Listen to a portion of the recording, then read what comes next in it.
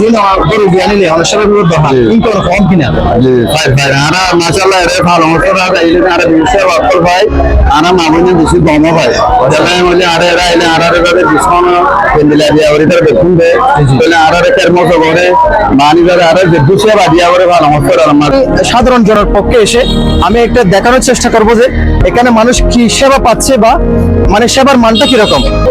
আপনারা জানেন এখানে উকিয়া উপজেলার মধ্যে আরো অনেক হসপিটাল আছে, যেমন উকিয়াতে আছে, কুতুপালন আছে, পালংকালিতে আছে, টাঙ্কালিতে আছে।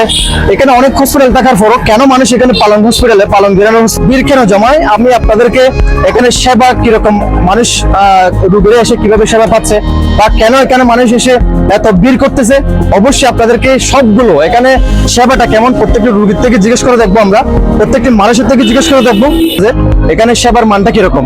এরা কিন্তু জানে না, আমি যে ভিডিওটা করতেছি এরা কিন্তু এখনো জানে না, ঠিক আছে। আমি একজন এই মুহূর্তে একজন রোগীকে পাইছি, উনি একজন মুমূর্ষু রোগীকে নিয়ে আসছে।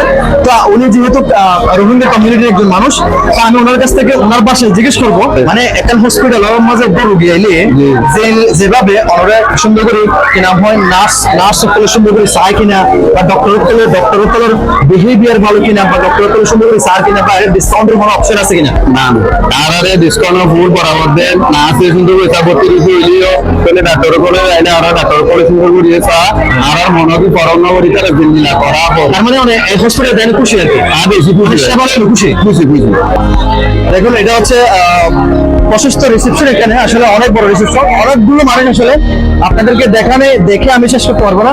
আমি একটু পরে আপনাদের প্রত্যেকটা রোগীর সাথে কথা বলে দেখবো, রোগীর সাথে কথা বলে দেখার পরে অবশ্যই আপনারা দেখবেন এখানে পালং হসপিটালের মধ্যে এই যে সেবাটা, আপনারা এই মানুষগুলো সাধারণ মানুষগুলো এসে এখানে কেমন সেবা পায়, বা এখানে একটা বিশাল জনগোষ্ঠী রোহিঙ্গা ক্যাম্পের বা রোহিঙ্গা কমিউনিটি এরা কিভাবে সেবা পাচ্ছে, বা এদের সেবাটা মানে পরিপূর্ণ সেবাটা এরা পাচ্ছে কিনা, এটা আপনাদেরকে দেখানোর চেষ্টা করবো।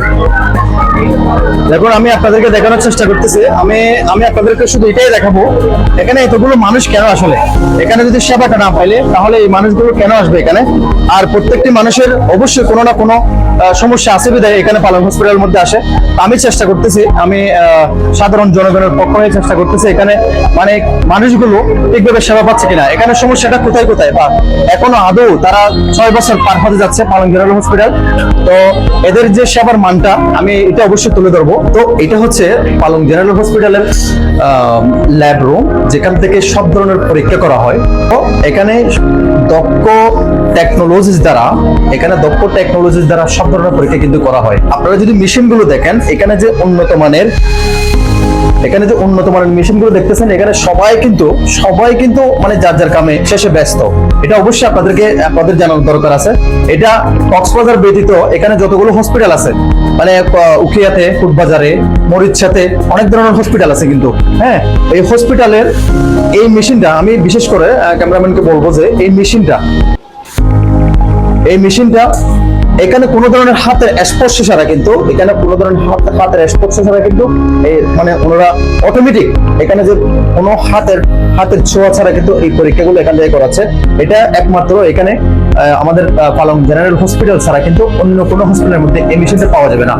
আমি বলছিলাম আপনাদেরকে সবগুলো রুম মানে এখানে কি কাজ চলতেছে, রোগীদের সেবাটা কিভাবে দিচ্ছে তারা, তাদের সেবার মানটা কিরকম, এটা দেখানোর জন্য কিন্তু আমি বর্তমানে অবস্থান করতেছি মানে পালং জেনারেল হসপিটালের সুপ্রসেসটা এক সাইড উপর মধ্যে।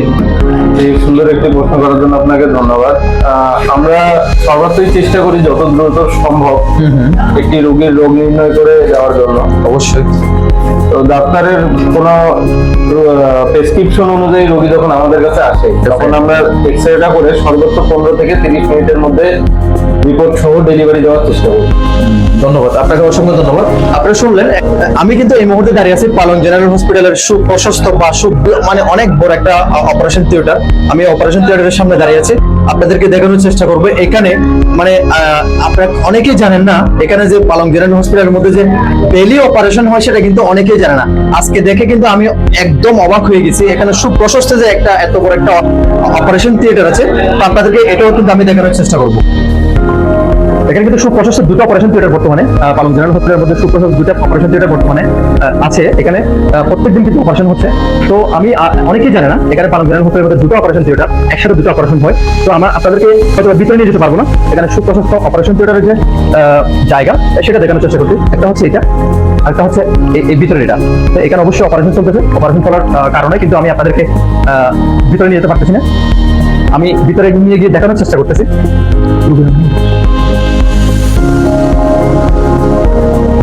আমি আপনার কাছে শুধু এইটুকু জানতে চাই, এখানে উকিয়া উপজেলার মধ্যে অনেক হসপিটাল, যেমন মরিচা, কোটবাজার, উকিয়া, কুতুবপালংয়ের মধ্যে আপনার পাশে আরেকটা হসপিটাল দেখতেছি, ওখানে কিন্তু এত রোগীর চাপ আমি দেখতেছি না। দেন আপনি ভালোখালীতে আছে, টাইমখালীতে আছে, পালংখালীতে আছে, আমি শুধুমাত্র উকিয়া টানার কথা বলতেছি। তো আপনার হসপিটালে কেন এত চাপটা? আমি এটা যদি একটু তুলে ধরেন। আসলে আপনি তো বুঝতে অবগত আছেন, আমাদের হাসপাতালটা তো 2020 সাল থেকে শুরু হয়েছে। তো শুরুর থেকে এই পর্যন্ত আল্লাহর মতে আমাদের যে রোগীর কোলাহল, ইনশাল্লাহ কোলাহলটা তো শুরুর থেকে এই পর্যন্ত আছে। এটা থাকার কারণ হলো কি, কারণ আমরা এখানে আমাদের যে টপ টু বটম, আমাদের একবারে ডাক্তার থেকে ক্লিনার পর্যন্ত যারা আছে তারা সবাই অভিজ্ঞ। আমরা আমাদের ডাক্তার মহোদয় যারা আছেন তারা বিভিন্ন ধরনের বড় বড় ডিগ্রিধারী আছেন। আমাদের এখানে তো জানেন বড় বড় অপারেশন হয়, ঢাকা হয়, এই অপারেশন গুলো এখানে হয়। হ্যাঁ, এরপরে আমাদের যেমন বিভিন্ন ধরনের অপারেশন হচ্ছে, ডাইনি হচ্ছে, এরপরে কানের যে অপারেশন গুলো এগুলো হয়। এরপরে আমাদের যে ডাক্তার আদনান স্যার যে বড় বড় অপারেশন গুলো করে এগুলো হয়। এরপরে আপনার আল্লাহর রহমতে আমাদের বিভিন্ন হাসপাতাল আছে এই এরিয়ার মধ্যে, উকিয়ার মধ্যে বিভিন্ন হাসপাতাল আছে। আমাদের এখানে একটু লবণটা হলো আমরা আপনার কথা আর কি বলবো, কারণ আমরা যে সেবা আমাদের ডাক্তার বল দেয় এবং আমাদের হাসপাতালে যারা আছে তারা এভাবে সেবা দিচ্ছে। হয়তো যারা রুগী আছে, যারা আসে, যারা রুগী তারা তো অনেক কষ্ট নিয়ে এখানে আসে, তো তারা যাওয়ার সময় খুশি হয়ে যায়। তারা পরিত্রাণ পাওয়ার পর আবার তারা তাদের আত্মীয় স্বজন নিয়ে আসে। এই কারণে হয়তো বা আমাদের কোলাহলটা একটু বেশি। এখানে কোনো ধরনের দালালের কিন্তু আমি এখানে কোনো দালাল কিন্তু আমি দেখতেছি না। হ্যাঁ, আপনি কক্সবাজারে যান, আপনি চিটাগাঙে যান, এখানে কিন্তু অনেক দালালের খপ্পরে পড়তে হয়।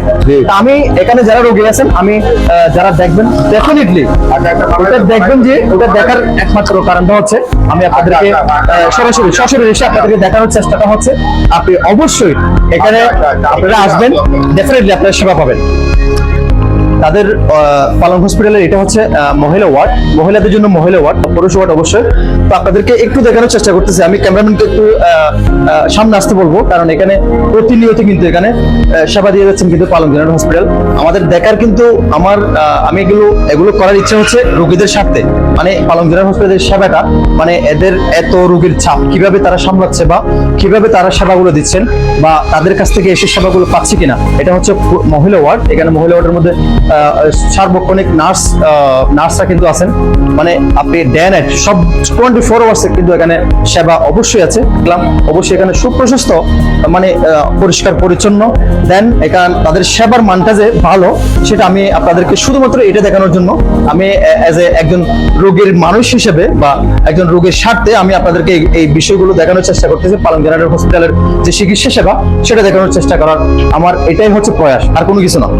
আমি কিন্তু এখন দাঁড়িয়ে আছি মানে পালং জেনারেল হসপিটালের সুপ্রশস্ত রিসেপশনের মধ্যে। আপনারা দেখতেছেন এখানে কিন্তু ওনারা 4 জন মানুষ কিন্তু এখানে অনবরত কাজ করে যাচ্ছেন, মানে রোগীদেরকে মানে যে রিপোর্ট গুলো আসতেছে ওই রিপোর্ট গুলো কিন্তু সঠিক সময়ে দেওয়ার জন্য কিন্তু তারা কিন্তু এখানে দেখেন আপনি 4 জন কিন্তু ওনারা কন্টিনিউয়াসলি বা অনবরত কিন্তু কাজগুলো করে যাচ্ছেন, মানে রোগীদেরকে কিভাবে সেবা দেওয়া যায় ওটা। কারণ এদের কাজটা হচ্ছে মূলত এই, মানে এটাই আমার চেষ্টাটা ছিল, মানে রোগীদের পক্ষ হয়ে বা যারা চিকিৎসা সেবা নিতে আসছেন তাদের পক্ষ হয়ে কিন্তু মানে আমার চেষ্টাটা ছিল পালং জেনারেল হসপিটালের সেবাটা, মানে কিভাবে সেবাটা দিচ্ছেন তারা। আমি এতক্ষণ পর্যন্ত ভিডিও করলাম এই পালং জেনারেল হসপিটালের কর্মকর্তা বা যারা এখানে দায়িত্বের মধ্যে আছেন, তারা কিন্তু কোনোভাবে কোনো ধরনের আমাকে বাধা বিঘ্ন করে নাই। তাদের চেষ্টাটা, তাদের মানে উদ্দেশ্যটা কিন্তু অনেক ভালো ছিল, তাদের উদ্দেশ্যটা ভালো ছিল। দেন আমি আপনাদের সবাইকে বলবো, আমি বিশেষ করে হোস্ট কমিউনিটি এবং রোহিঙ্গা কমিউনিটি যারা আছেন, আপনারা যারা চিকিৎসা নিতে মানে আসেন বা আসবেন, আমি আপনাদেরকে শুধু এটাই বলবো, আপনারা অবশ্যই মানে পালং জেনারেল হসপিটালের মধ্যে আসবেন। আপনাদের এসে আপনাদের প্রাপ্য যে সেবাটা আছে, আপনারা টাকা খরচ করে এখানে আসতেছেন, এখানে কোনো সমস্যা হলে ডেফিনেটলি এখানে ঊর্ধ্বতন কর্মকর্তা আছে, হসপিটালের ম্যানেজিং ডিরেক্টর আছে, চেয়ারম্যান আছেন, আপনারা ওনাদের সাথে কথা বলবেন। আর বিশেষ করে রোহিঙ্গা ভাই কল হইম ওনার তো সেবা পাইতে মনে হলে ওনার তো অবশ্যই পালন হসপিটাল তা পড়বে। পালন হসপিটালের আয়নে ওনার তো যেহানো সমস্যা এটা কিন্তু অনেক মানুষ আছে সেবা দিবল লাই ইতার কি নাম হয় ওয়ার্ড বই থেকে শুরু করে শুধুমাত্র শুক্রবারের লাই পার্সোনালি ইতারা কিন্তু অনেক বেশি মানুষ কিন্তু এটা এঙ্গেজ করে রাখে। তো আমি কিন্তু যদি কোনো ধরনের ওনার তো সমস্যা হলে ডেফিনেটলি ওনারা আইনের সেবা নিয়ে যাবেন।